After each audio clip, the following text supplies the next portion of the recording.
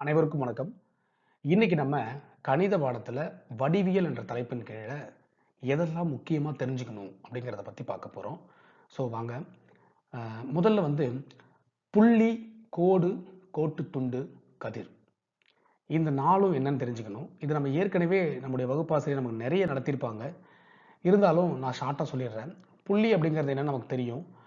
கோடு அப்படிங்கிறது தொடக்க புள்ளியும் இல்லாம முடிவு புள்ளியும் இல்லாம நீட்சி அடைஞ்சிட்டு போயிட்டு இருக்கிறது நம்ம கோடுன்னு சொல்றோம். கோட்டு துண்டுக்கு தொடக்க புள்ளியும் உண்டு, முடிவு புள்ளியும் உண்டு. அது ஒரு கட்டுப்பாடுடையதுன்னு வச்சுக்கோங்க. அடுத்தது கதிர் அப்படிங்கிறது தொடக்க புள்ளி இருக்கும், ஆனா முடிவு புள்ளி இருக்காது. நீட்சியில போய்க்கிட்டே இருக்கும். சரிங்களா? இப்போ கோணம் எப்படி உருவாகுதுன்னு பார்க்கலாம். கோணம் அப்படிங்கிறது பார்த்தீங்கன்னா, முதல்ல 2 கதிர்கள் சந்திக்கும் போது ஒரு கோணம் உருவாகலாம். சரிங்களா? இங்க பாருங்க. இங்க ஒரு கதிர் இருக்கு, இங்க ஒரு கதிர் இருக்கு. இந்த 2 கதிர்கள் சந்திக்கும் போது அந்த சந்திக்கிற புள்ளியில கோணம் உருவாகும். அடுத்தது 2 கோடுகள் வெட்டி கொள்ளும் போது கோணம் உருவாகலாம். இப்ப இந்த 2 கோடுகள் வெட்டி கொள்ளும் போது எப்படி கோணம் உருவாகும் பாருங்க. இந்த 2 கோடுகள் வெட்டும் போது இங்க ஒரு புள்ளி உருவாகுது. இந்த புள்ளியில கோணம் உருவாகுது. அதாவது இந்த கதிரிலும் இந்த கதிரும் சந்திக்கிற இந்த புள்ளி. அதாவது 2 கோடுகள் வெட்டி கொள்ளும் போது அங்க 2 கதிர்கள் சந்திக்கிற ஒரு சூழ்நிலை ஏற்படுது இல்லையா? அப்போ அந்த இடத்துல ஒரு கோணம் உருவாகலாம். 2 கோட்டு துண்டுகள் சந்திக்கும் போது அங்க ஒரு கோணம் உருவாகலாம். அதுக்கடுத்து 2 கோட்டு துண்டுகள் வெட்டி கொள்ளும் போதும் ஒரு பொது புள்ளி உருவாகும். அந்த பொது புள்ளியில கோணம் உருவாகும் இல்லையா? இப்ப இது எல்லாத்துலயும் நம்ம பொதுவா தெரிஞ்சுக்க வேண்டிய விஷயம் என்ன அப்படின்னு பார்த்தீங்கன்னா, ஒரு புள்ளியில கோணம் உருவாகும். அந்த புள்ளி 2 கதிர்களால உருவாகியிருக்கலாம், அல்லது 2 கோடுகளால உருவாகியிருக்கலாம், அல்லது 2 கோட்டு துண்டுகளால உருவாகியிருக்கலாம். சரியா? இப்ப இது குறித்து நம்ம ஏற்கனவே நிறைய படிச்சிருப்போம். உங்களுக்கு புரிஞ்சிருக்கும்னு நினைக்கிறேன். சரி. அடுத்ததா கொஞ்சம் நம்ம இதை இன்னும் புரிஞ்சுக்கிறதுக்கு இப்ப பாருங்க. இது ஒரு கதிர். இந்த கதிருக்கு நம்ம ஏபி அப்படின்னு பேர் கொடுத்துக்கிறோம். ஏபி கதிர் அப்படின்னு இதுக்கு பேர். இதை நம்ம எப்படி மென்ஷன் பண்ணா ஏபி கதிர் அப்படின்னு சொல்றோம். சரி, இதுல ஏங்கிறதையே மீண்டும் தொடக்க புள்ளியா வச்சு ஏசின்னு இன்னொரு கதிர் அது மேலே இருக்குன்னு வச்சுக்கோங்க. இப்போ ஏசி அப்படின்னு ஒரு கதிர் அது மேலே இருக்கு. இப்போ இந்த ஏபி கதிர் நிலையா இருந்து ஏசி கதிர் மட்டும் இந்த இடத்தை விட்டு விலகும் போது பாருங்க, புள்ளி ஏல தான் இருக்கு. ஏபி கதிர் இங்க இருக்கு, ஆனா ஏசி கதிர் இங்க இருக்கு. இப்போ இது ரெண்டுக்கும் இடையில இங்க ஒரு கோணம் உருவாகும். மீண்டும் இது விலகும் போது இந்த கோணம் அதிகரிக்கும். இப்ப இந்த இடத்துல இந்த கோணம் அதிகரிச்சிருக்கு. இப்ப இது எவ்வளவு கோணத்துல இருக்கு அப்படிங்கறத நம்ம எப்படி தெரிஞ்சுக்குவோம்? பாகைமானியை இந்த மாதிரி வச்சு சரியா இந்த 0 டிகிரியில் இந்த கீழே இருக்கக்கூடிய இந்த கோணத்தை வச்சுட்டு பார்த்தோம்னா 40 டிகிரி இந்த கோணம் உருவாகி இருக்கு. ஸோ இதுவும் நம்ம ஏற்கனவே பாடத்துல படிச்சிருக்கோம்.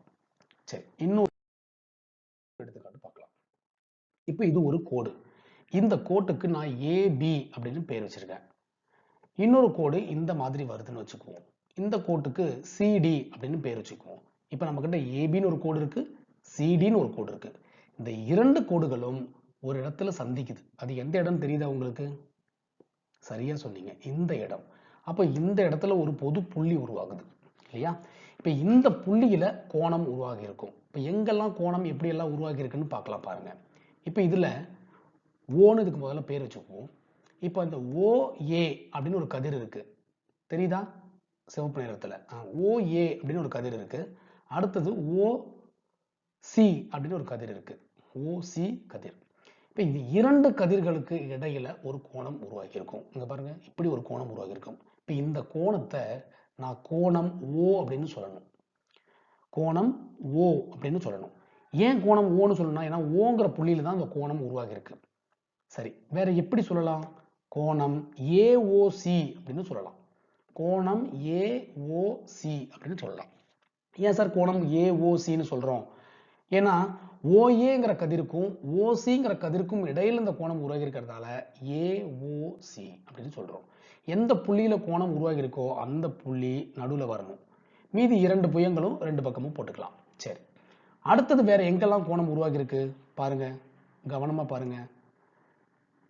Very good. AOD கோணம் AOD அங்க ஒரு கோணம் உருவாகி இருக்கு.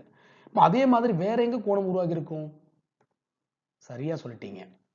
கோணம் COB அங்க உருவாகி இருக்கு. சரி, இன்னும் ஒரு கோணம் உருவாகி இருக்கு. யார் சொல்லுவாங்க? Very good. கோணம் DOB அப்படின்னு உருவாகி இருக்கு.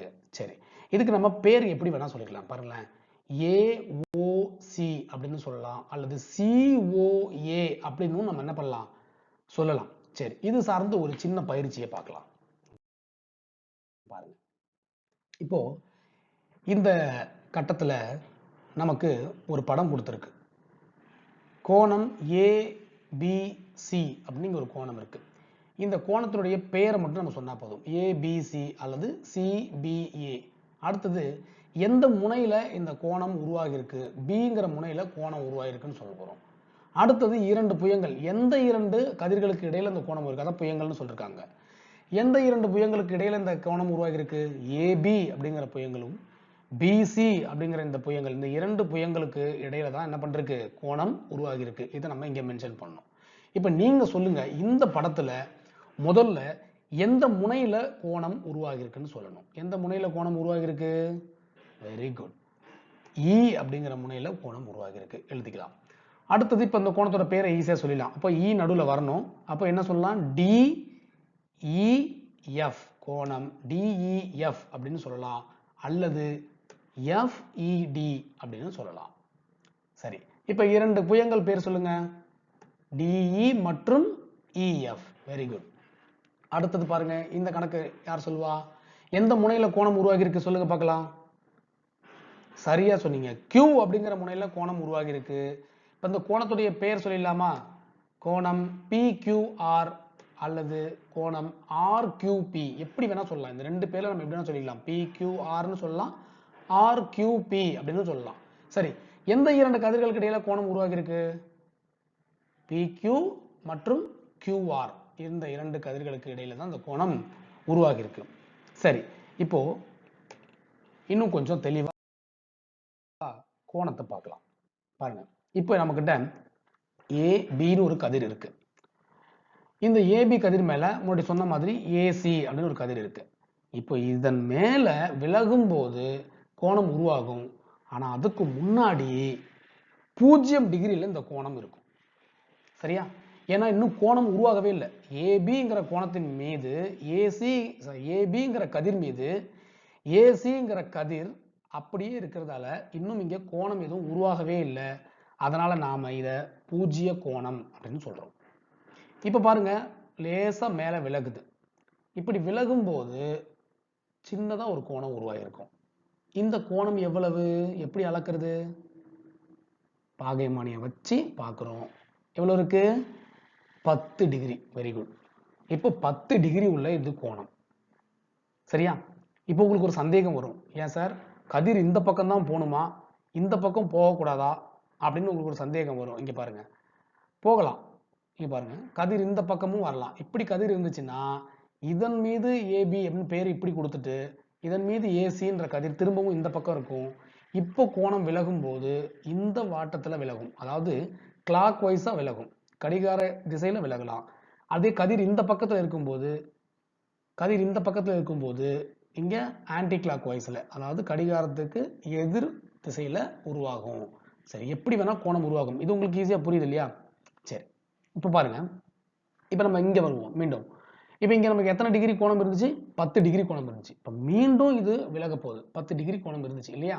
இப்ப மீண்டும் இது விலகி சரியா இப்ப எவ்வளவு இருக்கு கோணம், இந்த கோணம் எவ்வளவு, 40 டிகிரி. சரியா சொல்லிட்டீங்க. இப்ப 40 டிகிரி கோணம் இருக்கு. இப்ப திரும்பவும் இந்த கோணம் விலக போகுது. இப்ப கோணம் எவ்வளவு, சரியா சொல்லுங்க பார்க்கலாம். சரியா சொன்னீங்க, 90 டிகிரி இப்ப கோணம் இருக்கு. சரி, இப்போ மீண்டும் இதை விலக வச்சோம், மறுபடியும் இது விலகி போகும்போது 120 டிகிரி ஆகுது. மறுபடியும் இது மீண்டும் விலகி போய் 150 டிகிரியில இருக்கு. இப்போ பாருங்க, இந்த இடத்துல சரியா நமக்கு 150 டிகிரி. சரி, அடுத்தது மீண்டும் இது நகர்ந்து போய் 180 டிகிரி. அப்போ ஒரு அரை வட்டத்துல சுத்தமா விலகி வரும்போது நமக்கு 180 டிகிரி கோணமானது உருவாகுது. இப்ப பாருங்க, இது ஒரு நேர் கோடா தெரியுதா? இப்ப இந்த நேர் கோட்டுல ஒரு கோணம் இருக்கு. இந்த நேர்கோட்டின் கோணம் தான் என்னது 180 டிகிரி. இது புரியுது இல்லையா? எப்படி கோணம் வந்து உருவாகி போச்சு அப்படின்னு. அதாவது பாருங்க, நம்ம சொன்ன மாதிரி அழகா 10 டிகிரில இருந்து 30 அப்படியே மேல போயிட்டே ஒரு கோணம் வந்து உருவாகுச்சு. சரிதானா? சரி, இப்ப பாருங்க, இதுல இருந்து நம்ம என்ன தெரிஞ்சுக்கிறோம் அப்படின்னா, கோணத்தினுடைய அளவு 0 விட அதிகமாகவும் 90 விட குறைவாகவும் இருந்துச்சுன்னா நாம அதை குறுங்கோணம் அப்படின்னு சொல்றோம். நீங்க பாருங்க, குறுங்கோணம் அப்படின்னு சொல்றோம். அதாவது சரியா இந்த இடத்துல நேரா இருக்கும்போது 90 டிகிரி இருந்துச்சு. இந்த இடத்துல இருக்கு பாருங்க. இப்படி இருக்கும்போது 90 டிகிரி. இதை விட குறைவா இருந்துச்சுன்னா, இப்படி குறுகி இருந்துச்சுன்னா அதை நம்ம குறுங்கோணம் அப்படின்னு சொல்றோம். அப்ப அந்த குறுங்கோணத்தினுடைய அளவு என்னவா இருக்கும்? 0 விட அதிகமா இருக்கும், 90 விட குறைவா இருக்கும். சார் அப்ப 0 இருந்தா என்ன சார் சொல்லணும்? 0 இருந்துச்சு அப்படின்னா அதை நம்ம பூஜ்ய கோணம் அப்படின்னு சொல்லிடுவோம். சரியா? 0 டிகிரி இது மட்டும்தான் இருக்கு, வெறும் 0 டிகிரில இருக்கு, தொடங்காம இருக்கு அப்படின்னா அதை நம்ம பூஜ்ய கோணம் அப்படின்னு சொல்லிடுவோம். 0 இருந்து தாண்டி 1 டிகிரி வந்துட்டா கூட அது குறுங்கோணம் ஆயிடும்.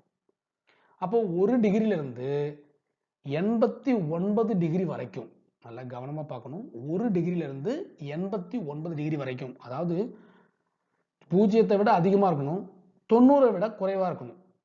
அப்போ 0 இருந்து அதிகமா 1, 90 விட குறைவா இருக்கிறது 89. அப்போ 1 டிகிரில இருந்து 89 டிகிரி வரைக்கும் குறுங்கோணம் அப்படின்னு சொல்றோம். அடுத்தது 90 விட அதிகமா இருந்து 180 விட குறைவா இருந்துச்சுன்னா அதை நம்ம விரிகோணம் அப்படின்னு சொல்றோம். சரியா 90 டிகிரி இருக்கு சார், அப்ப அதை நம்ம செங்கோணம்னு சொல்லணும். சரியா 180 டிகிரி இருக்கு, நேரா இருந்துச்சு, நேர்கோடு பார்த்தோம் இல்லையா, அது நம்ம சொல்றோம் 180 டிகிரி இருக்கு சரியா, அதான் நேர்கோணம் அப்படின்னு சொல்றோம். சரியா? இப்ப நம்ம இதுல முக்கியமான சில விஷயம் பார்த்திருக்கோம் பாருங்க. சரியா 0 டிகிரி இருந்துச்சுன்னா அதை பூஜ்ய கோணம்னு சொல்றோம். சரியா 90 டிகிரி இருந்துச்சுன்னா அதை நம்ம செங்கோணம்னு சொல்றோம். சரியா 180 டிகிரி இருந்துச்சுன்னா அதை நம்ம நேர்கோணம்னு சொல்லணும். இப்போ 0 விட அதிகமாகவும் 90 விட குறைவாகவும் இருந்துச்சுன்னா குறுங்கோணம், 90 விட அதிகமாகவும் 180 விட குறைவாகவும் இருந்துச்சுன்னா அது விரிகோணம் அப்படின்னு சொல்றோம்.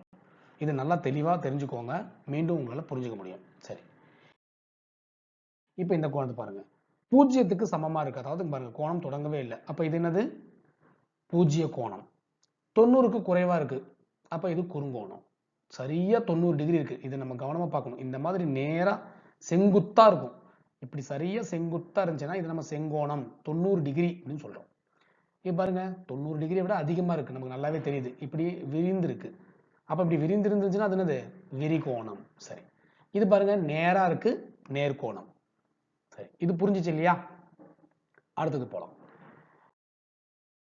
இப்போ நிரப்பு கோணம். நிரப்பு கோணம்னா என்ன? இரண்டு கோணங்களின் கூடுதல் 90 டிகிரியா இருந்துச்சுன்னா அந்த கோணங்களை நம்ம நிரப்பு கோணங்கள் அப்படின்னு சொல்றோம். ஒன்றை ஒன்று நிரப்பிக்கொள்ளும் கோணங்கள். அதாவது 90 டிகிரிய நிரப்பணும். இப்ப இந்த படத்தை பாருங்க, 70 டிகிரி இருக்கு, எனக்கு இந்த 70 டிகிரி கூட எவ்வளவு சேர்ந்தா 90 டிகிரி வரும்? சரியா சொன்னீங்க, 20 டிகிரி சேர்ந்தா 90 டிகிரி வந்துடும். சரிதானே? அப்ப இந்த 70 நிரப்பு கோணம், 70ஐ 90ஆக நிரப்பும் கோணம் 20 டிகிரி தானே, அப்ப அதுதான் வந்து நிரப்பு கோணம். இப்ப பாருங்களேன், இந்த 20 டிகிரி இங்க எப்படி இருக்கு, இப்ப இது 70 டிகிரி, இது 20 டிகிரி. இப்ப இந்த 20 டிகிரி போய் அந்த 70 டிகிரி கூட சேரும்போது இப்படி 90 டிகிரி சரியா வந்துச்சு பாருங்க. இப்ப நமக்கு இந்த இடம் பாருங்க செங்குத்தா கரெக்டா வந்துருச்சா, அப்ப 90 டிகிரி. அப்போ இந்த 70 நிரப்பு கோணம் 20 டிகிரி, 20 நிரப்பு கோணம் 70 டிகிரி. இது உங்களுக்கு புரியுது இல்லையா? இப்படி ஞாபகம் வச்சுக்கலாம். 90ஆ நிரப்பணும்.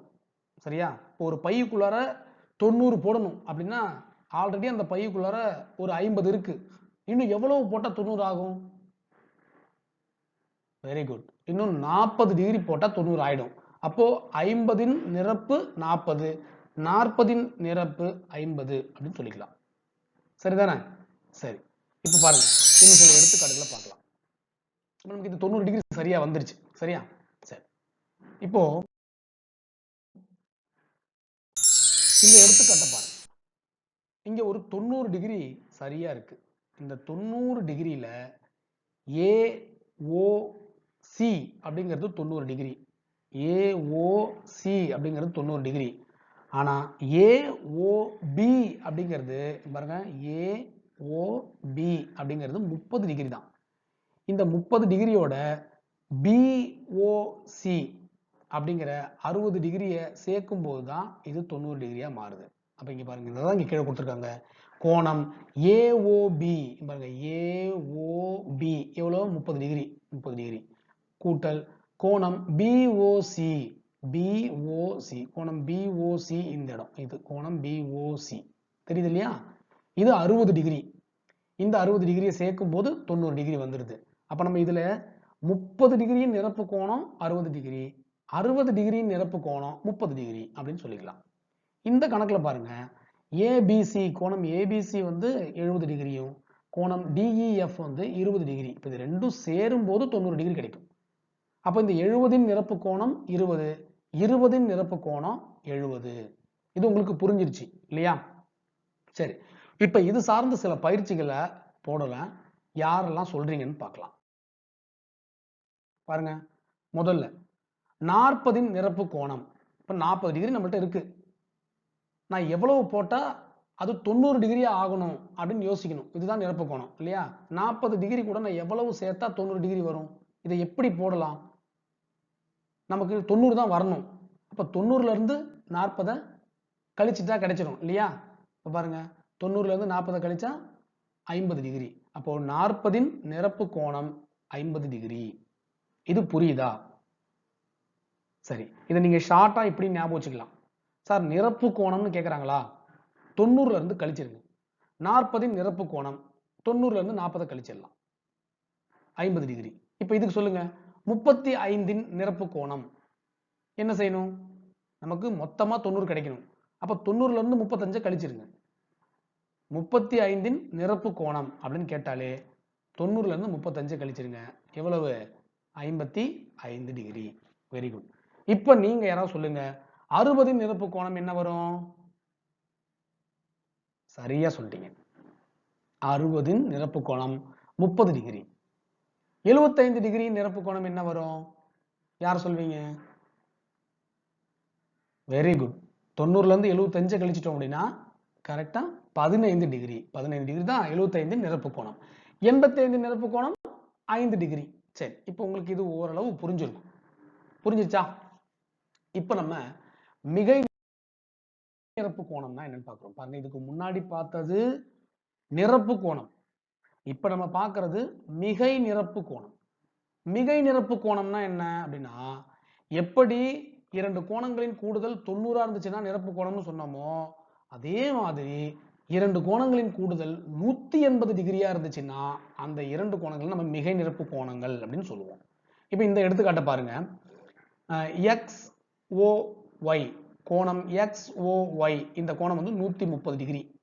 அதே கோணம் XOZ இது வந்து பாத்தீங்கன்னா 50 டிகிரி. இப்ப இந்த 130ம் 50ம் சேர்ந்து ஒரு நேர்கோடா மாறுது. அப்ப 180 டிகிரியா மாறுது.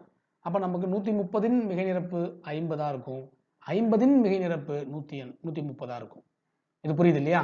சோ இந்த இரண்டாவது கணக்கு பாருங்க, MON கோணம் MON வந்து 80 டிகிரியா இருக்கு. கோணம் MON வந்து 80 டிகிரி, கோணம் EFG வந்து 100 டிகிரி. இப்ப இது ரெண்டும் சேர்ந்து 180 டிகிரி. அப்போ இந்த 100 டிகிரியின் மிகை நிரப்பு கோணம் 80 டிகிரி, இந்த 80 டிகிரியின் மிகை நிரப்பு கோணம் 100 டிகிரி. இது புரியுது இல்லையா? சரி பாருங்க, இதை இன்னும் தெளிவா புரிஞ்சுக்கிறதுக்கு ஒரு எடுத்துக்காட்டு பார்க்கலாம். இங்க 70 டிகிரி உள்ள ஒரு கோணம் இருக்கு, பக்கத்துல 110 டிகிரி உள்ள ஒரு கோணம் இருக்கு. பாருங்க, 70 டிகிரி, இது 110 டிகிரி உள்ள ஒரு கோணம். இப்போ இந்த 70 டிகிரி உள்ள கோணமும் இந்த 110 டிகிரி உள்ள கோணமும் சேருதுன்னு வச்சுக்குவோம். இப்படி ஒன்னா சேரும் போது 180 டிகிரியா உருவாகும்.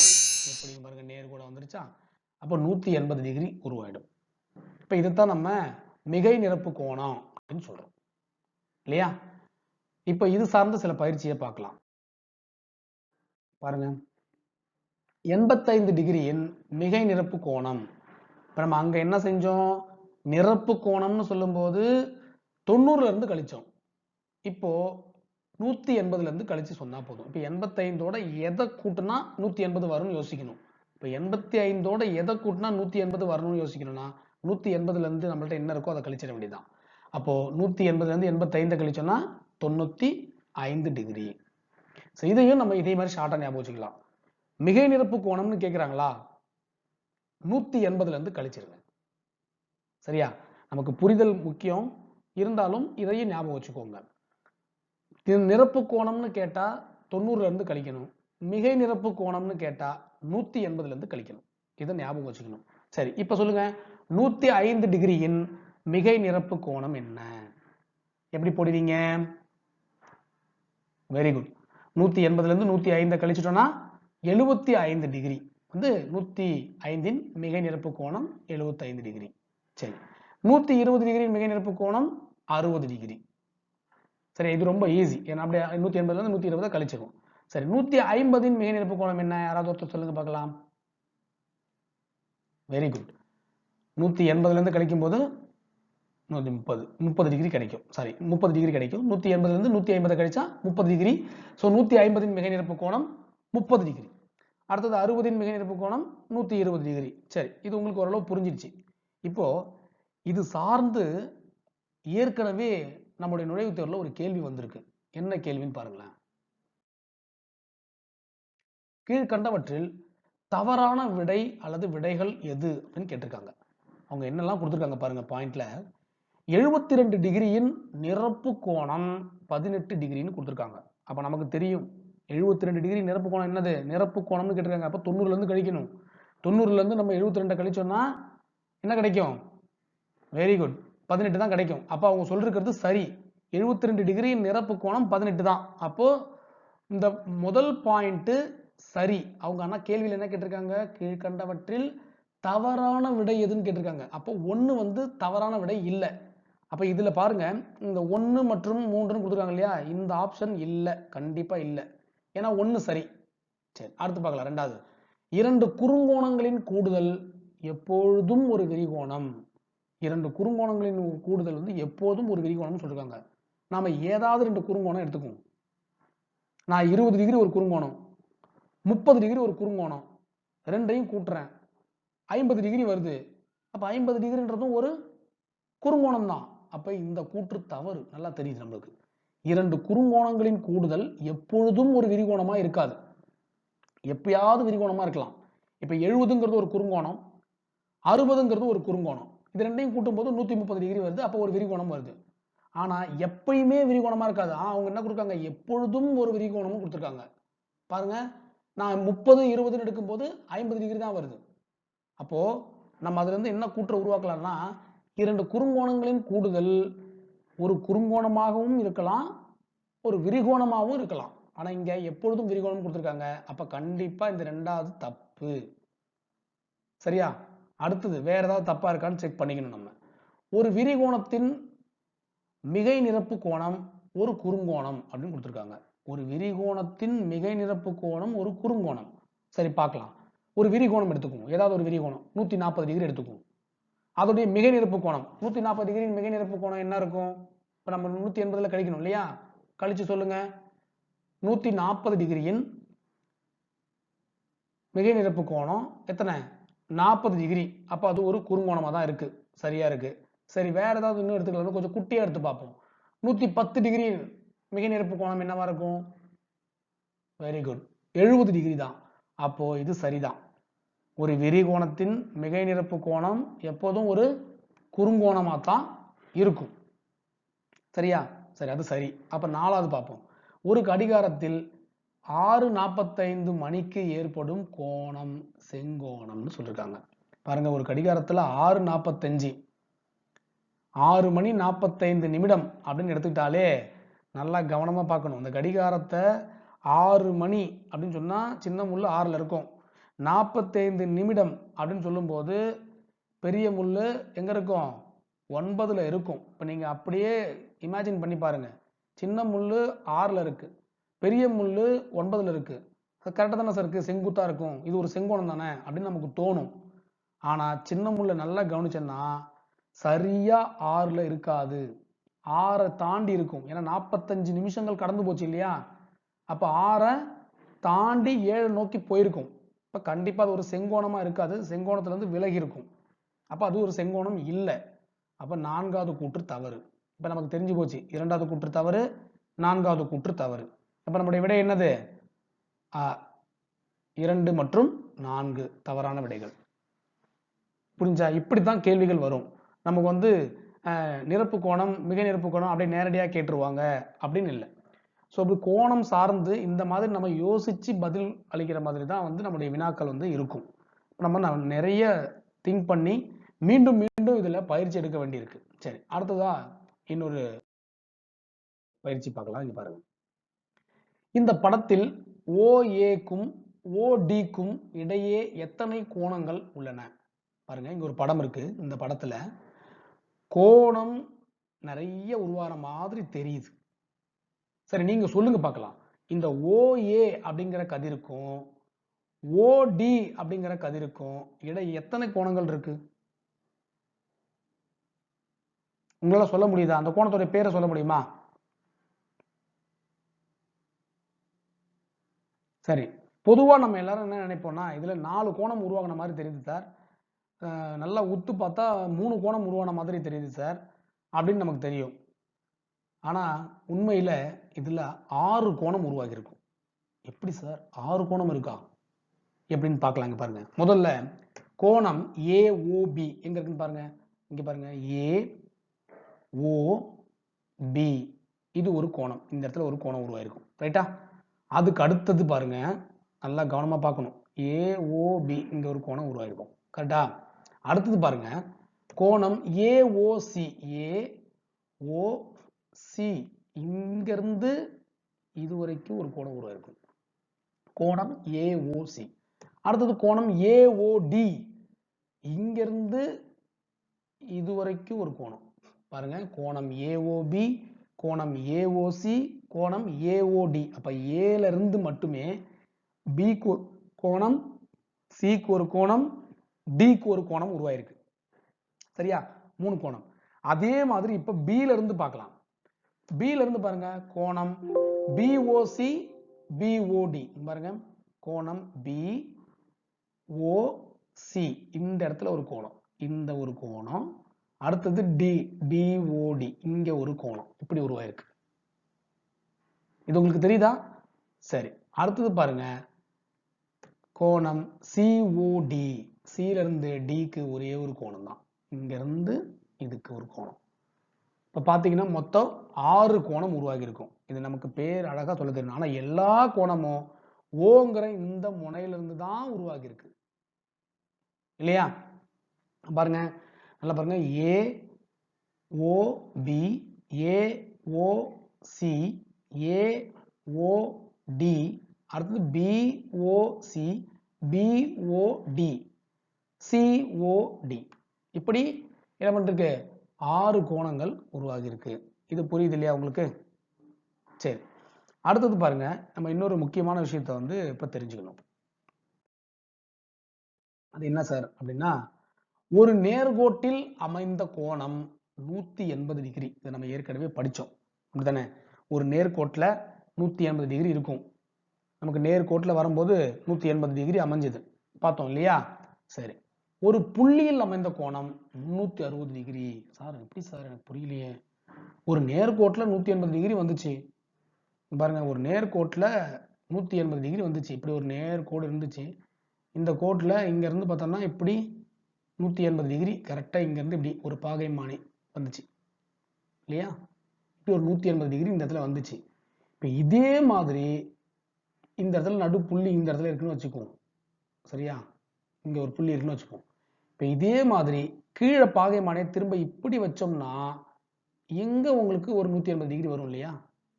தலை கீழே பார்க்கும்போது இங்க ஒரு 180 டிகிரி, மேல ஒரு 180 டிகிரி. அப்போ மொத்தமா இந்த புள்ளியில ஒரு வட்டம் வரைஞ்ச மாதிரி மொத்தம் 360 டிகிரி வந்து என்ன கிடைக்கும்? கிடைக்கும். சரி, இது உங்களுக்கு புரியும் நினைக்கிறேன். சரி, இப்போ இதை வச்சுக்கிட்டு நம்ம என்ன மாதிரி ஒரு கணக்குகளை வந்து எதிர்கொள்ள போறோம் அப்படின்னு பார்க்கலாம். பாருங்க, இப்போ இங்க நம்ம ஒரு படம் வரைஞ்சிருக்கோம். இந்த படத்துல ஃபர்ஸ்ட் பார்க்கலாம். AB அப்படிங்கிற ஒரு கோடு, இந்த கோட்டின் மீது சில கதிர்கள் வந்து வரையப்பட்டிருக்கு. இங்க A அப்படிங்கிற ஒரு கோணம் உருவாயிருக்கு. இந்த இடத்துல தெரியுதா உங்களுக்கு? கோணம் AOC, கோணம் AOC அப்படின்னு சொல்லலாம். அப்படி இல்லைன்னா இங்க நான் கோணத்துக்கே ஒரு ஏன்னு பேர் கொடுத்துருக்கிறதால ஸ்மால் ஏ கொடுத்துருக்கேன் பாருங்க, இது கோணத்துக்கு பேர். அப்ப இந்த கோணம் A அப்படின்னு சொல்லிடலாம். இப்ப இந்த கோணம் A, அடுத்தது AOD, கோணம் AOD, இந்த கோணத்துக்கு பேரு கோணம் A பிளஸ் B. இந்த கோணம் ஏவும் இந்த பியும் சேர்ந்து இருக்கும். ஆனா கோணம் COD, இந்த கோணத்துக்கு B அப்படின்னு நான் பேர் கொடுத்துருக்கேன். இங்க உருவாகிற கோணம் B. அதாவது இங்க ஒரு கோணம் A இருக்கு, இங்க கோணம் B இருக்கு, இங்க கோணம் C இருக்கு. இந்த மூன்று கோணங்களும் சேர்ந்து நமக்கு இப்ப 180 டிகிரியா இருக்கும். இப்போ ஒரு நேர்கோட்டுல எத்தனை கோணங்கள் வேணா உருவாகலாம். அத்தனை கோணங்களையும் நம்ம கூட்டும் போது நமக்கு என்னதான் கிடைக்கும்? 180 டிகிரி தான் இருக்கும். ஏன்னா ஒரு நேர்கோட்டில் அமைந்த கோணங்கள் எத்தனை? 180. இப்ப இந்த படத்துல கோணம் A, கோணம் B, கோணம் C, இது மூணையும் கூட்டினா 180க்கு சமமா இருக்கும். அதே சேம் டைம் இப்ப கீழே ரெண்டு கோணம் உருவாயிருக்கு பாருங்க, AOE. இந்த AOEல Dங்கிற கோணம் உருவாயிருக்கு. அதே மாதிரி BOE, இதுல Eங்கிற கோணம் உருவாயிருக்கு. இந்த ரெண்டு கோணத்தையும் சேர்த்தோம்னா மொத்தமா 180 டிகிரி இருக்கும். அதாவது இந்த Eங்கிற கோணத்தையும் இந்த Dங்கிற கோணத்தையும் சேர்த்தோம்னா 180 டிகிரி இருக்கும். இப்போ மொத்தமா இந்த ABCDE இந்த 5 கோணங்களையும் கூட்டும் போது நமக்கு 360 டிகிரி இருக்கும். மேல 180 டிகிரி, கீழே 180 டிகிரி. இது உங்களுக்கு புரியும்னு நினைக்கிறேன். சரி, உங்களுக்கு புரியலன்னா உங்களுடைய ஆசிரியர்கள்ட்ட மீண்டும் கேளுங்க, இதை அவங்க தெளிவா எக்ஸ்பிளைன் பண்ணுவாங்க. ஏன்னா ஒரு நேர்கோட்டில் அமைந்த கோணம் 180 டிகிரி, ஒரு புள்ளியில் அமைந்த கோணம் 360 டிகிரி. இந்த கூற்று நமக்கு தெரிஞ்சிருக்கணும். இது சார்ந்து நமக்கு நிறைய கணக்குகள் வரும். சரி, அடுத்தது முக்கோணத்தினுடைய அடிப்படை கூறுகள் என்னன்னு பார்க்கலாம். இங்க பாருங்க, இது ஒரு டெஃபினிஷன். ஒரு முக்கோணம் எப்படி உருவாகும் நம்ம பார்த்திருக்கோம். முக்கோணத்துல 3 புள்ளிகள் இருக்கும், 3 பக்கங்கள் இருக்கும், அடுத்தது 3 கோணங்கள் இருக்கும். நம்ம இதுல ரொம்ப முக்கியமா பார்க்க வேண்டியது, ஒரு முக்கோணத்துல 3 முனைகள் இருக்கு, 3 புள்ளிகள் என்னன்னு பாருங்க, ABC, 3 புள்ளிகள் இருக்கு, 3 பக்கங்கள் இருக்கு, AC ஒரு பக்கம், AB ஒரு பக்கம், CB ஒரு பக்கம். 3 கோணங்கள் இருக்கும் பாருங்க, இந்த Cன்ற புள்ளியில ஒரு கோணம் உருவாகும், Aங்கிற புள்ளியில ஒரு கோணம் உருவாகும், Pங்கிற புள்ளியில ஒரு கோணம் உருவாகும். அப்போ ஒரு முக்கோணத்துல 3 பக்கங்கள் இருக்கும், 3 கோணங்கள் இருக்கும், 3 வெரி குட் 3 புள்ளிகள் இருக்கும். சரியா? ரைட். இப்போ இது சார்ந்த சில கூற்றுகளை பார்க்கலாம். பாருங்க, ஒரு முக்கோணத்தின் 3 கோணங்களும் வெவ்வேறானவை எனில் 3 பக்கங்களும் வெவ்வேறானவை. இது ஒரு முக்கியமான பாயிண்ட். இது சார்ந்து நமக்கு நிறைய கணக்குகள்ல நம்ம அதை பயன்படுத்துற மாதிரி வரும். ஒரு முக்கோணத்துடைய 3 கோணங்களும் வேற வேறையா இருந்துச்சுன்னா கண்டிப்பா 3 பக்கங்களும் சமமா இருக்காது, வெவ்வேறா தான் இருக்கும். அடுத்தது, ஒரு முக்கோணத்தின் 2 கோணங்கள் சமம்னா 2 பக்கங்களும் சமமா இருக்கும். நல்லா ஞாபகம் வச்சுக்கோங்க. ஒரு முக்கோணத்துல 2 கோணங்கள் சமம்னா 2 பக்கங்கள் சமமா இருக்கும். ஒரு முக்கோணத்துல 3 கோணமும் வெவ்வேறையா இருந்துச்சுன்னா 3 பக்கங்களும் வெவ்வேறா இருக்கும். இதெல்லாம் முக்கியமான பாயிண்ட். அடுத்து, ஒரு முக்கோணத்தின் 3 கோணங்களும் சமம் அப்படின்னா 3 கோணங்களும் சமம்னா 3 பக்கங்களும் சமம் தான். இது ரொம்ப சுலபமான விஷயம் தான் நம்ம ஞாபகம் வச்சுக்கிறதுக்கு. பாருங்க, 3 கோணம் சமமா 3 பக்கமும் சமம். 3 கோணமும் சமம் இல்லைன்னா 3 பக்கமும் சமம் இல்லை. 2 கோணங்கள் சமம்னா 2 பக்கங்கள் சமம். இது புரிஞ்சு இல்லையா? சரி, அடுத்தது, ஒரு முக்கோணத்தின் 3 கோணங்களின் கூடுதல் 180 டிகிரியா இருக்கும். ஒரு முக்கோணத்துல 3 கோணம் இருக்குன்னு சொன்னோம் இல்லையா, அந்த 3 கோணத்தையும் நம்ம கூட்டினோம்னா 180 டிகிரியா இருக்கும் அப்படின்னு சொல்றாங்க. அதாவது நமக்கு புரியுற மாதிரி சொன்னா, ஒரு முக்கோணத்துல 2 கோணங்கள் வந்து 50 டிகிரி 60 டிகிரி அப்படின்னு கொடுத்துட்டு மூன்றாவது பக்கம் என்ன, மூன்றாவது கோணம் என்ன அப்படின்னு கேட்கறாங்கன்னு வச்சுக்கோங்க. நமக்கு என்ன தெரிஞ்சிடும்? 3 கோணமும் கூட்டினா 180 வரும். 2 கோணங்கள் 50 110 கொடுத்துட்டாங்க. அப்ப 50 110 கொடுத்தாங்கன்னா இரண்டையும் கூட்டினா எத்தனை வரும்? 160 டிகிரி வந்துடும். அப்ப மூன்றாவது கோணம் வந்து என்னவா தான் இருக்க முடியும்? மூன்றாவது கோணம் ஏற்கனவே நம்மள்ட்ட 160 வந்தாச்சு, 3 சேர்த்து 180 தான் இருக்கணும். அப்போ மூன்றாவது கோணம் கண்டிப்பா என்னவா தான் இருக்கும், 20 டிகிரியா தான் இருக்கும் இல்லையா? அது நமக்கு புரியுது இல்லையா? அந்த மாதிரி கணக்குகளை எதிர்கொள்றதுக்கு தான் இந்த கூற்று நமக்கு தேவைப்படுது. ஸோ ஒரு முக்கோணத்தின் 3 கோணங்களின் கூடுதல் 180 டிகிரி. சரியா? சரி. இப்ப கோணத்தின் வகைகள் கொஞ்சம் பார்க்கலாம். பாருங்க. பக்கங்களின் அடிப்படையில முக்கோணத்தின் வகைகளை, ஒரு முக்கோணத்தின் 3 பக்கங்களும் வெவ்வேறு அளவுடையவா இருந்துச்சுன்னா அதை நம்ம அசம பக்க முக்கோணம்னு சொல்றோம். இப்ப நம்ம ஏற்கனவே படிச்ச ஒரு பாயிண்ட்டை இங்க ஞாபகப்படுத்திக்கலாம். ஒரு முக்கோணத்தின் 3 கோணங்களும் வெவ்வேறானவையா இருந்துச்சுன்னா பக்கங்களும் வெவ்வேறவா இருக்கும். பக்கங்கள் வெவ்வேறா இருந்துச்சுன்னா கோணங்கள் வெவ்வேறா இருக்கும். நமக்கு இங்க நம்ம என்ன பார்க்குறோம் இப்போ, ஒரு முக்கோணத்தின் 3 பக்கங்களும் வெவ்வேறு அளவுடையவை எனில் அதை நம்ம அசம பக்க முக்கோணம்னு சொல்றோம். இப்போ பக்கத்தின் அடிப்படையில் பக்கங்கள் சமமா இல்லாம ஒரு முக்கோணம் இருந்துச்சு அப்படின்னா அதை நம்ம அசம பக்க முக்கோணம் அப்படின்னு சொல்லலாம். சரியா? அடுத்தது, ஒரு முக்கோணத்தின் எவையேனும் 2 பக்கங்கள் சம அளவுடையவை எனில் அது ஒரு இரு சம பக்க முக்கோணம் எனப்படும். 2 பக்கம் சமமா இருந்துச்சுன்னா இரு சம பக்க முக்கோணம். அவ்வளவுதான். சரியா? பக்கங்களை மட்டும் வச்சு சொல்றோம். அடுத்தது, 3 பக்கமும் சம அளவோட இருந்துச்சுன்னா அதை நம்ம சமபக்க முக்கோணம் அப்படின்னு சொல்றோம். ஸோ ரொம்ப சுலபம். 3 பக்கமும் சமமா இருந்துச்சுன்னா சமபக்க முக்கோணம். 3 பக்கமும் சமமா இல்லைன்னா வெரி குட் அசம பக்க முக்கோணம். சமம் இல்லாத பக்கம் இல்லையா, அசம பக்க முக்கோணம். 2 பக்கம் மட்டும் சமமா இருக்கு அப்படின்னு சொல்லும்போது அது இரு சம பக்க முக்கோணம் அப்படின்னு சொல்றோம். சரிதானா? இது ரொம்ப சுலபம். இதுக்கு கீழே எடுத்துக்காட்டுகள்லாம் உங்களுக்கு படம் வரைஞ்சு காமிச்சிருக்காங்க. நீங்க அப்புறமா வந்து ஸ்லைடு நீங்க என்ன பண்ணலாம், ஸ்கிரீன்ஷாட் எடுத்து ரெஃபரன்ஸ்க்கு பார்த்துக்கோங்க. இல்லைனா கீழே வந்து உங்களுக்கு நான் இந்த டாக்குமெண்ட்டை சென்ட் பண்றேன். அந்த டாக்குமெண்ட்ல இது எல்லாமே இருக்கு. நீங்க திரும்ப ரிவிஷன் பண்றதுக்கு உங்களுக்கு உபயோகமா இருக்கும். சரி, இப்போ நம்ம இது சார்ந்த ஒரு பயிற்சி மட்டும் சின்னதா பார்த்துடலாம். பாருங்க, நான் இங்க 3 பக்கங்கள் அளவு கொடுத்துருக்கேன். இது என்ன வகையான முக்கோணம்னு இப்போ நீங்க சொல்லணும். ரொம்ப சுலபம். முதல் கேள்வி எடுத்துக்காட்டா நானே கொடுத்தாச்சு. என்னது, 6 சென்டிமீட்டர், 7 சென்டிமீட்டர், 8 சென்டிமீட்டர். பக்கம் வந்து முதல் பக்கம் 6 சென்டிமீட்டர், ரெண்டாவது பக்கம் 7 சென்டிமீட்டர், மூணாவது பக்கம் 8 சென்டிமீட்டர். இப்போ 3 வேற வேறையா இருக்குது. அப்ப கண்டிப்பா அது என்னது, அசம பக்க முக்கோணம், வெவ்வேறா இருக்கு. இப்போ ரெண்டாவது பாருங்க, முதல் பக்கம் 5 சென்டிமீட்டர், ரெண்டாவது பக்கமும் 5 சென்டிமீட்டர், மூணாவது பக்கமும் 5 சென்டிமீட்டர். 3 சமமா இருக்கு. அப்ப இது என்ன வகையான முக்கோணம்? வெரி குட், சமபக்க முக்கோணம். மூணாவது, இது என்ன வகையான முக்கோணமா இருக்கும், யார் சொல்லுவா? வெரி குட், 2 பக்கம் சமமா இருக்கு. பாருங்க, இருக்கா? Very good. நல்ல கவனமா பார்க்கணும். முதல்ல எடுத்த உடனே இருக்கிற 2 மட்டும் பார்த்துட்டு முடிவு பண்ணக்கூடாது. இங்க 2.2 சென்டிமீட்டர், இது 2.5 சென்டிமீட்டர் வித்தியாசப்படுது. இது 3.2 சென்டிமீட்டர். அப்ப கண்டிப்பா 3 என்னவா இல்ல, சமமா இல்ல. அப்ப இது என்னது, அசம பக்க முக்கோணம். Very good. சரி, அடுத்து 4வது கேள்வி பாருங்க. 7 சென்டிமீட்டர், 7 சென்டிமீட்டர், 10 சென்டிமீட்டர். 2 பக்கங்கள் சமமா இருக்கா? 7 7. அப்ப இது என்னது, ஒரு இரு சமபக்க முக்கோணம். அடுத்து 5வது கேள்விக்கு யார் சொல்வீங்க? வெரி குட், பார்த்த உடனே தெரியுது, ஒரு சமபக்க முக்கோணம். 6வது கேள்வி, இரு சமபக்க முக்கோணம். பாருங்க, இந்த 2 பக்கமும் சமமா இருக்கு, 8 8ன்னு. ஓகே, இரு சமபக்க முக்கோணம். இது புரியுது இல்லையா? சரி, இதே மாதிரி இப்ப நம்ம கோணத்தின் அடிப்படையில முக்கோணத்தின் வகைகளை சொல்ல போறோம்.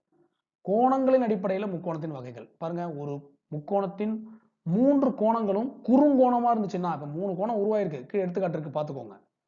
இந்த 3 கோணமும் குறுங்கோணமா இருக்கு, 60ஆவே இருக்கு, 50 80 50 இருக்கு, 80 60 40 இருக்கு.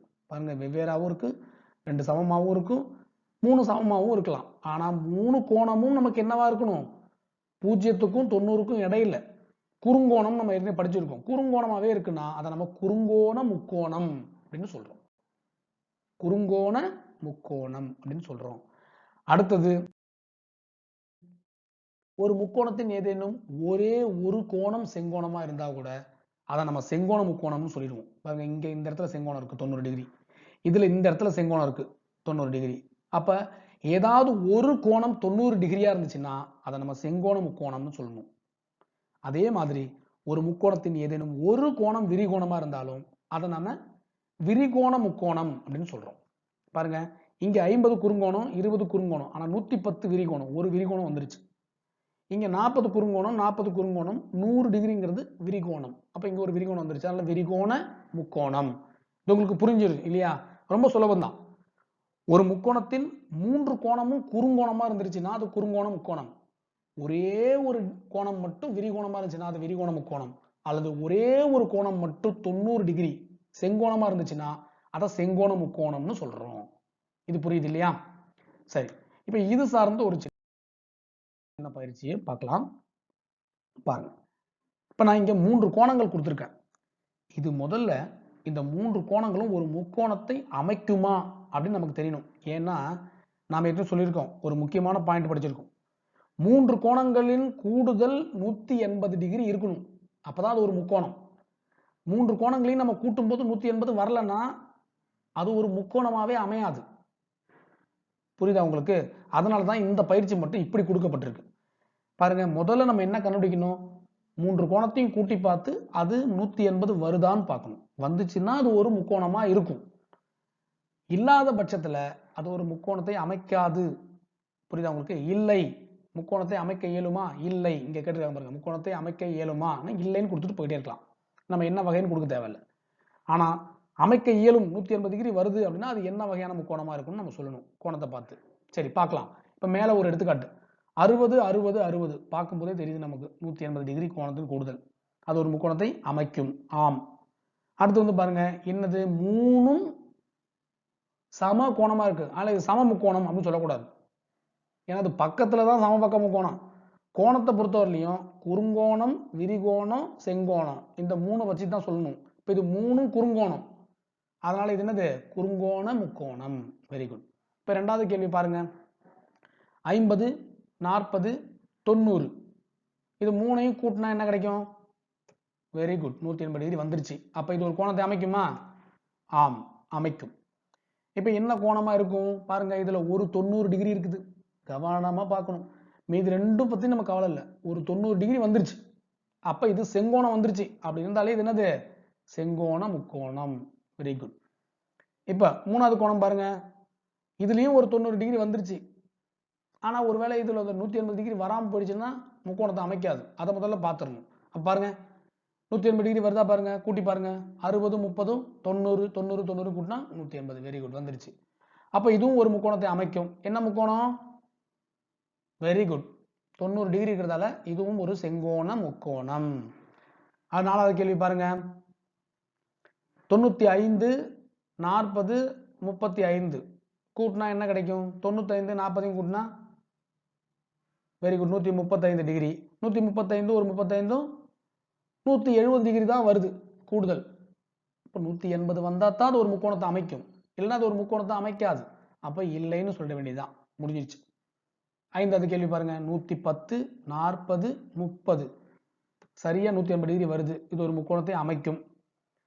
முக்கோணத்தின் வகை என்னவா இருக்கும்? இதுல பாருங்க, இது குறுங்கோணம் இது குறுங்கோணம், 110 விரிகோணம். இப்போ 110 விரிகோணத்துல இருக்கிறதால இது ஒரு விரிகோண முக்கோணம்.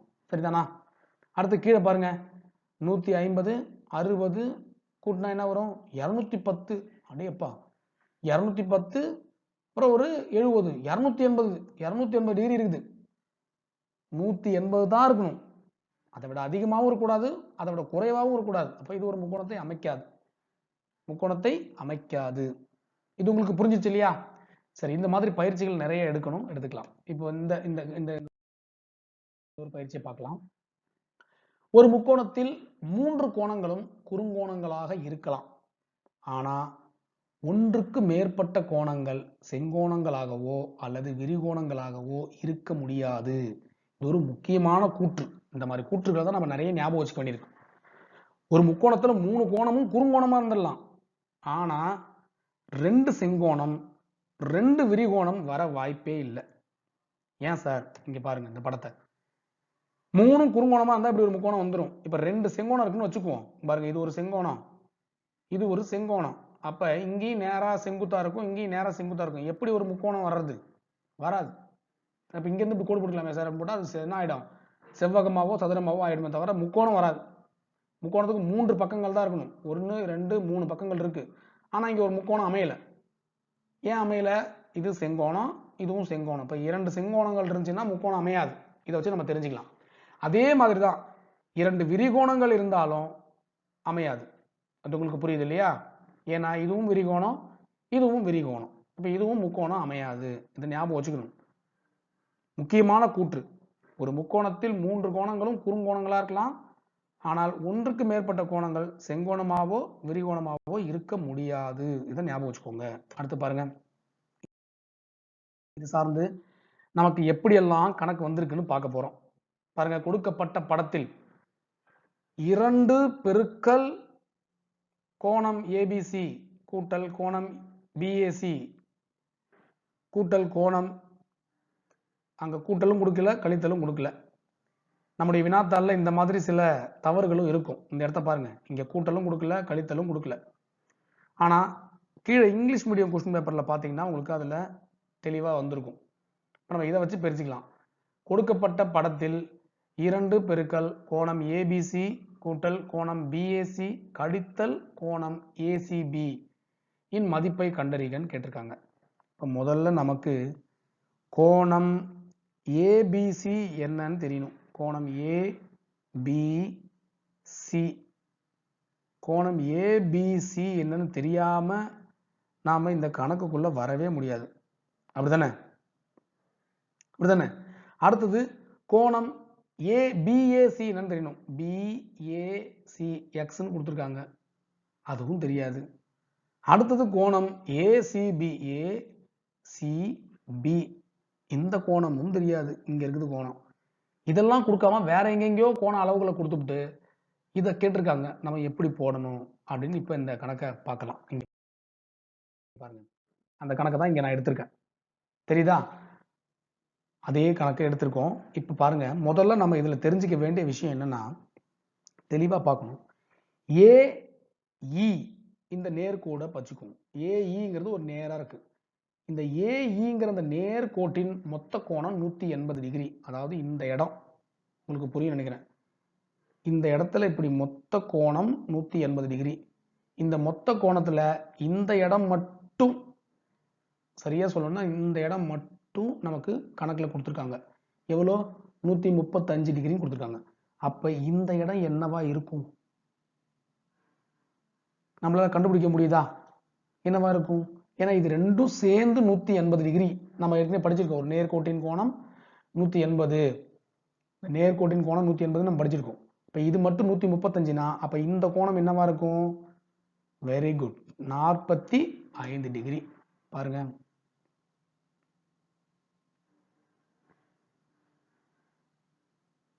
இப்படி புரியுதுல்ல உங்களுக்கு? இந்த இடத்துல கோணம் உருவாகுது, அதுக்காக தான் இதை திருப்பி காமிச்சிருக்கேன். இங்க இருந்து இங்க இந்த கோணம் உருவாகும் போது இந்த மொத்த கோணம் 180 டிகிரியா இருக்கும். புரியுதா உங்களுக்கு? அப்ப இந்த கோணம் தான் இப்ப நம்ம சொன்னோம் 45 டிகிரி அப்படின்னு சொல்லிட்டு. Very good. பாருங்க, கோணம் ஏபிசின்றது 45 டிகிரி. இது புரிஞ்சிச்சு இல்லையா? சரி, அடுத்தது பாருங்க, கோணம் ஏசிபி என்னன்னு நமக்கு தேவை. அடுத்தது ஏசிபி.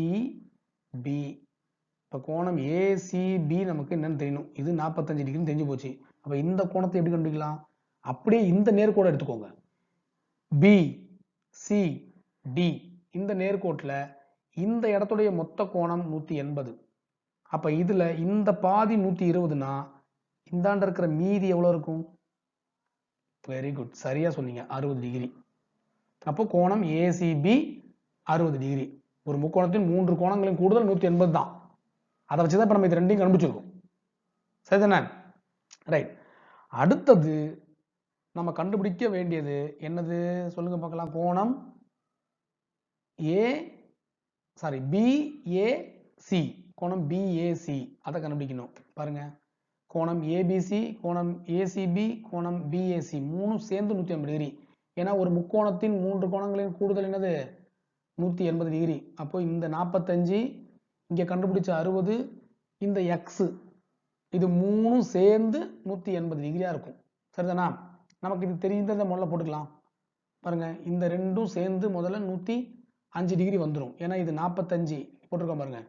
கோணம் ஏபிசி 45, கோணம் ஏசிபி 60 டிகிரி. இது ரெண்டும் சேர்ந்து 105 டிகிரி. அப்ப இது என்னவா இருக்கும்? 180ல இருந்து கழிச்சிட வேண்டியதுதான்.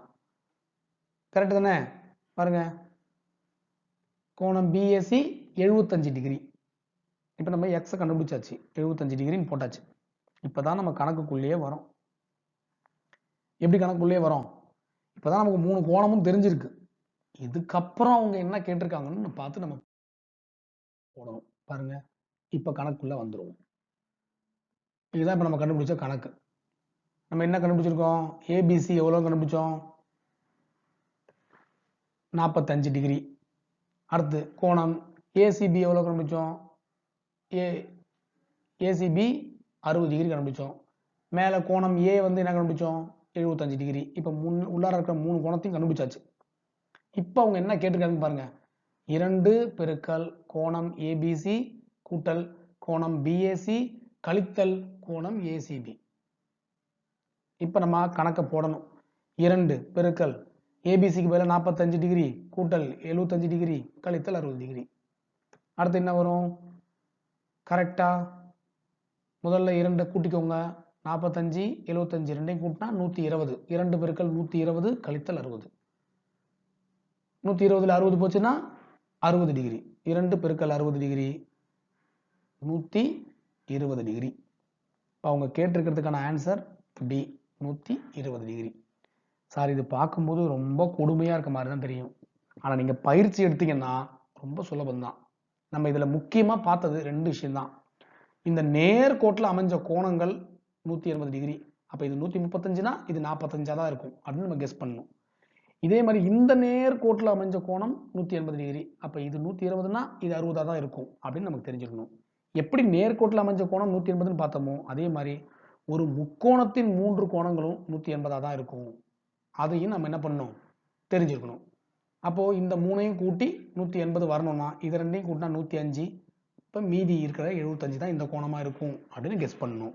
இப்படி நம்ம திங்க் பண்ணி தான் இந்த கணக்கை போட முடியும். இது கொஞ்சம் கஷ்டமாக தான் தெரியும், ஆனால் பழக பழக உங்களுக்கு புரிஞ்சிடும். சரியா? இதே மாதிரி பல கணக்குகள் உங்களுக்கு இருக்கு. அது எல்லாத்தையும் நான் கீழே ப்ரெசன்டேஷனாக கொடுத்துருக்கேன். உங்களால் முடிஞ்சா எல்லாத்தையும் போட்டு பாருங்க. ஏன்னா இப்போ நமக்கு நேரம் இல்லாத காரணத்தால் நம்ம வீடியோவை இந்த 1 மணி நேரத்தோட ஸ்கிப் பண்ணிக்கலாம். நீங்கள் மீதி இருக்கிற எல்லாத்தையும் நான் ஸ்லைட் ஷோவாக அப்படியே உங்களுக்கு காட்டுறேன். நீங்கள் அந்த கணக்குகளை போடுறதுக்கு ட்ரை பண்ணுங்க. சரியா? பார்க்கலாம். நீங்கள் பாருங்க, ஒரு முக்கோணத்தின் 3 கோணங்கள் நீங்கள் கொடுத்துருக்காங்க அப்படின்னா எக்ஸின் மதிப்பு என்ன அப்படின்னு கேட்குறாங்க. இப்போ இந்த 3ஐயும் நம்ம கூட்டணும். முக்கோணத்தின் 3 கோணங்களையும் கூடுதல் 180. இந்த 3ஐயும் கூட்டுறோம். பாருங்க, இந்த ஸ்டெப் அப்படியே ஸ்டெப் பை ஸ்டெப்பாக பார்த்துட்டே வாங்க. உங்களுக்கு புரியுதான்னு பாருங்க.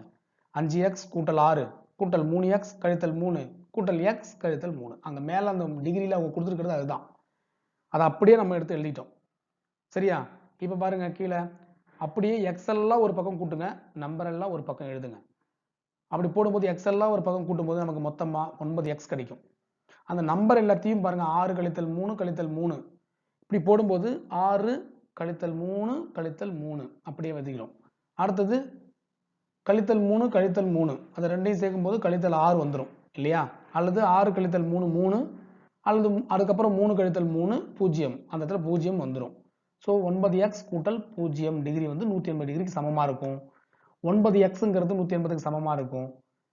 அப்படின்னா என்ன அர்த்தம்? 9ம் எக்ஸும் இங்கே பெருக்கலாக இருக்கும். எக்ஸை மட்டும் வச்சுக்கிட்டு 9 அந்த பக்கம் கொண்டு போகும்போது வகுத்தல் ஆகும். இப்போ எக்ஸுங்கிறது 20 டிகிரின்னு வந்துடும். ஸோ இந்த ஸ்டெப் பை ஸ்டெப் எல்லாம் உங்களுடைய வகுப்பாசிரியர் உங்களுக்கு எக்ஸ்பிளைன் பண்ணுவாங்க. தெளிவாக திரும்ப திரும்ப எக்ஸ்பிளைன் பண்ணுவாங்க.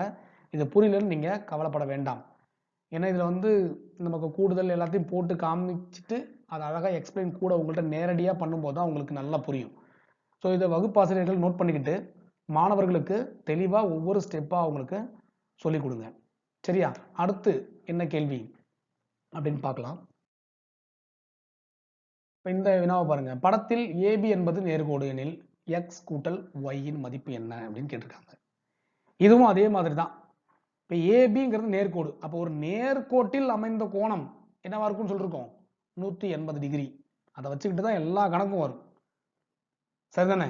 அதுக்கு முன்னாடி ஒரு புள்ளியில் அமைந்த கோணம் 360 டிகிரி. இப்படி மொத்தமாக வச்சுக்கிட்டு நம்ம கணக்கு போடலாம். அல்லது ஏபிங்கிற நேர்கோட்டுக்கு கீழே 180 டிகிரி, மேலே 180 டிகிரி தனித்தனியாக வச்சும் கணக்கு போடலாம். இப்போ நான் முதல்ல எப்படி போறேன்னு பாருங்க. கீழே ஏபிக்கு கீழே மட்டும் பாருங்க, கோணம் ஏஓடி கூட்டல் கோணம் பிஓடி பிஓடி. இப்போ இந்த ரெண்டு கோணத்தையும், அதாவது இந்த 180 110 இந்த 2x சேர்ந்து 180 டிகிரி இருக்கும். சரியா? இந்த 110 இந்த 2x சேர்ந்து 180 டிகிரி இருக்கும். அப்படிதானே? அப்போ இந்த 2xங்கிறது 180ல 110 கழிக்கும் போது 70ன்னு கிடைக்குது நமக்கு. 2xங்கிறது 70. அப்போ நமக்கு இந்த கோணம் என்னன்னு தெரிஞ்சு போச்சு. இந்த கோணம் 70 டிகிரி. அப்ப x என்னவா இருக்கும்? 72ஆல வகுக்கும் போது 35. எப்படி சார் வகுக்குது? இதெல்லாம் நீங்க உங்க வகுப்பாசிரியர்கிட்ட கேட்டு தெரிஞ்சுக்கோங்க. ஏன்னா இப்ப இந்த பக்கம் பெருக்கலா இருக்கிற 2 அந்த பக்கம் போகும்போது வகுத்தலா போகும். அப்படி நம்ம போடலாம். அப்படி இல்லைன்னா 2x 2 மடங்கு 70னா 1 மடங்கு 35 அப்படின்னு யோசிச்சு போடலாம். இது உங்க வகுப்பாசிரியர்கள் தெளிவா எக்ஸ்பிளைன் பண்ணுவாங்க. அடுத்தது பார்த்தீங்கன்னா இப்போ நமக்கு x இன் மதிப்பு 35ன்னு தெரிஞ்சிச்சு. இப்போ இங்க பாருங்க 3x அப்ப என்னவா இருக்கும்? 3 பெருக்கல் 35 105 டிகிரி. அப்ப இந்த இடம் 105 டிகிரின்னு தெரிஞ்சு போச்சு. இப்போ இந்த 105 டிகிரி, இந்த 50 டிகிரி, இந்த y இது மூணும் சேர்ந்து 180 டிகிரி. அதுக்கப்புறம் நம்ம என்ன பண்ணலாம்? அப்படியே இது ரெண்டையும் கூட்டினா 155 கூட்டல் y ஈக்குவல் டு 180. அப்போ y மட்டும் என்னவா இருக்கும்? 25 டிகிரி. இப்படி நம்ம y இன் மதிப்பை கண்டுபிடிக்கிறோம். இப்போ நமக்கு தெரியும் x இன் மதிப்பு 35, y இன் மதிப்பு 25. கேள்வி என்னது? x கூட்டல் y. இப்போ ரெண்டையும் கூட்டி போடணும். சரியா? என்ன வந்துருக்கு? 60 டிகிரி. அப்போ நம்ம ஆன்சர் 60 டிகிரி அப்படின்னு குறிக்கணும். சார் இந்த கால்குலேஷன் கணக்கில் மட்டும் கொஞ்சம் கவனமாக போடணும். எல்லாமே நேர்கோட்டில் அமைந்த கோணம், புள்ளியில் அமைந்த கோணம், ஒரு முக்கோணத்தின் 3 கோணங்களும் கூடுதல். இதை வச்சு தான் கணக்கு வரும். இதுக்கு மட்டும் பயிற்சி நல்லா கொடுத்தா போதும். சரி, அடுத்தது இந்த கேள்வி பாருங்க, கொஞ்சம் வித்தியாசமானது. ஒரு முக்கோணம் PQRல் A plus B equal to 120 degree மற்றும் A minus C equal to 30 degree எனில் கோணங்கள் PQRன் மதிப்பு காண்க. இது ரொம்ப ஈஸி. நீங்க கணக்க கால்குலேஷன்லாம் வச்சு போடவே வேண்டாம். ஆன்சரை வச்சு போட்டுடலாம். பாருங்களேன், முதல் ஆன்சர்ல என்ன இருக்கு? 90 30 60. இதை A B Cன்னு எடுத்துக்கோங்க. புரியுதா உங்களுக்கு? அதே மாதிரி எல்லாத்துலயும் ABC ABC ABCன்னு எடுத்துக்கோங்க. இப்போ கணக்குல கொடுத்துருக்கிற அந்த கண்டிஷனை இது பூர்த்தி ஆகுதான்னு பாருங்க. ஏவையும் பியையும் கூட்டினா 120 வரணும். இந்த கணக்கை பாருங்க, 90 30 AB கூட்டினா 120 வருது. இதுல பாருங்க 90 45 120 வரல, 135 வருது. இங்கேயும் பாருங்க 150 வருது, இங்கேயும் பாருங்க 155 வருது. அப்போ முதல் ஆன்சர் தான் ஏவையும் பியையும் கூட்டினா 120 வருது. அப்போ அதோட முடிஞ்சு போச்சு. ரெண்டாவது கண்டிஷன் ஏவையும் சியையும், ஏல இருந்து சியை கழிச்சா 30 டிகிரி, 90ல இருந்து சி 60 கழிச்சா 30 டிகிரி. இது கரெக்டா பூர்த்தி ஆகுது. அப்ப ஏ தான் ஆன்சர். இது புரியுது இல்லையா உங்களுக்கு? ஏன்னா இதுக்கு போய் நம்ம கால்குலேஷன்லாம் போட்டு ரொம்ப கஷ்டப்பட வேண்டாம். ஆன்சரை வச்சு ஈஸியா கண்டுபிடிச்சிடலாம். இப்படியும் கணக்கு போடலாம். பாருங்க, அடுத்த கேள்வி. ஒரு சமபக்க முக்கோணத்தில் ஒரு கோணமானது 70 டிகிரி எனில் மற்ற இரு கோணங்கள் 55 மற்றும் 55, 70 மற்றும் 40, 65 மற்றும் 45. பாருங்க, இப்ப என்ன கேள்வினே நமக்கு புரியல. ஒரு நிமிஷம் யோசிக்கிற மாதிரி தான் இருக்கும். நல்ல தெளிவா ஒரு தடவை படிச்சு பாருங்க. ஒரு இரு சமபக்க முக்கோணத்தில் ஒரு கோணமானது 70 டிகிரி எனில் மற்ற இரு கோணங்கள் என்னவா இருக்கலாம் அப்படின்னு கேக்குறாங்க. 55 55 இருக்கலாமா, 70 40 இருக்கலாமா, 65 45 இருக்கலாமா? இதை நம்ம எப்படி போடுறது? முதல்ல ரெண்டு விஷயம் நம்ம தெரிஞ்சுக்கணும். ஒரு கோணம் 70 டிகிரி அவங்க கொடுத்தாங்க. அப்ப அடுத்த கோணம் 70 டிகிரி வரலாம். ஏன்னா இரு சமபக்க முக்கோணத்துல 70 டிகிரி வரலாம். முதல்ல மூன்று கோணங்களின் கூடுதல் 180 வருதான்னு பார்க்கலாம். இந்த முதல் பாயிண்ட் எடுத்துக்கலாம். 55 55 கூட்டினா 110. Very good. 110 70 180.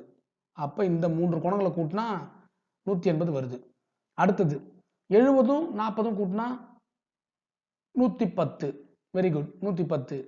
அடுத்து 70 கூட்டினா 180. அப்ப இதையும் 180 வருது. 65 45 இது ரெண்டையும் கூட்டினா 110 70 180. மூணுமே 180 180 வருதே. அப்ப மூணுமே ஆன்சரா இருக்கும்ல அப்படின்னு நமக்கு தோணும். ஆனா இங்க நம்ம முக்கியமான விஷயத்தை கவனிக்கணும்.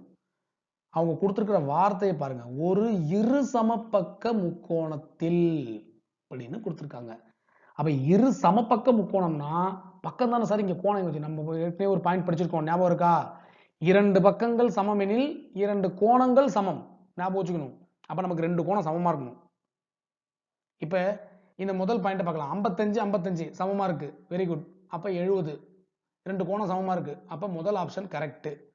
இந்த ரெண்டாவது பாருங்க 70 40 சமமா இல்ல. ஆனா இந்த கோணத்தை பாருங்க 70 70 70 40 70 70 40 சொல்லி பாருங்க 70 70 40. அப்ப 70 70 2 கோணம் சமமா இருக்கு, 40 வித்தியாசமா இருக்கு. இதுவும் கண்டிப்பா இரு சமபக்க கோணமா இருக்கும். 65 45 70 பாருங்க 70 65 45 மூணு கோணமும் வேற வேறையா இருக்கு. இப்போ ஒரு இரு சமபக்க முக்கோணத்துல 2 கோணங்கள் கண்டிப்பா சமமா இருக்கும். ஆனா இங்க 3 கோணங்களும் என்னவா இருக்கு? வெவ்வேறா இருக்கு. அப்ப இந்த 3 வராது. 1ம் 2ம் மட்டும்தான் வரும். அந்த ஆன்சர் இங்க எங்க இருக்குன்னு பாருங்க. 1 மற்றும் 2 அதுதான் சரியான விடை. இது புரியுது இல்லையா உங்களுக்கு? ஒரு இரு சமபக்க முக்கோணம் 2 சமபக்கங்களையும் அதற்கு எதிரான 2 சம கோணங்களையும் பெற்றிருக்கும். சரிதானா? ரைட். இது உங்களுக்கு புரிஞ்சிருக்கும்னு நினைக்கிறேன். இன்னும் ஒரே ஒரு கேள்வி. கீழே உள்ள படத்தில் OAவுக்கும் OEக்கும் இடையே உள்ள கோணங்கள் எத்தனை? இப்ப கரெக்டா OAவுக்கும் OEக்கும் உள்ள கோணங்கள் எத்தனைன்னு நீங்க சொல்லணும். இது ஒரு கேள்வி வந்த கேள்விதான். இப்ப நம்ம பார்த்த எல்லாமே உங்களுக்கு நுழைவுத் தேர்வுல ஏற்கனவே கேட்ட வினாக்களை தான் நம்ம பார்த்திருக்கோம். எத்தனை கோணங்கள் இருக்கும்னு நினைக்கிறீங்க? நம்ம ஏற்கனவே இந்த மாதிரி ஒரு மாடல் கொஸ்டின் பார்த்தாச்சு. Very good. ஏல இருந்து ஆரம்பிக்கணும். AOB AOC AOD AOE மொத்தம் எத்தனை வந்துச்சு? AOB 1 AOC 2 AOD 3 AOE 4 மொத்தம் 4 கோணம். அதாவது ஏல இருந்து 4 கோணம். அடுத்து Bல இருந்து 1 2 3 கோணம் உருவாகும். BOC BOD BOE. இப்போ 4 3 7. அடுத்து Cல இருந்து 2 கோணம். COD COE 2 கோணம். 7 2 9. Dல இருந்து ஒரே ஒரு கோணம். DOE. அப்ப மொத்தம் எத்தனை? Very good. 10 கோணங்கள் உருவாகும். சரி, உங்களுக்கு இன்னைக்கு பார்த்த இந்த அத்தனை வினாக்களும் உங்களுக்கு நல்லா புரிஞ்சிருக்கும்னு நம்புறேன். இது சார்ந்த நிறைய பயிற்சிகள் எடுங்க. நான் கூடவே உங்களுக்கு மெட்டீரியல்ஸ் கூட கொடுக்குறேன். அதை எடுத்து நல்ல பயிற்சி எடுங்க. உங்களுடைய வகுப்பாசிரியர்கிட்ட சந்தேகங்களை கேளுங்க. அதை தாண்டி வகுப்பாசிரியர்களுக்கு ஏதாவது சந்தேகம் இருந்துச்சுன்னா எங்களை கான்டாக்ட் பண்ணுங்க. உங்களுடைய சந்தேகங்கள் நிவர்த்தி செய்யப்படும். நன்றி, வணக்கம்.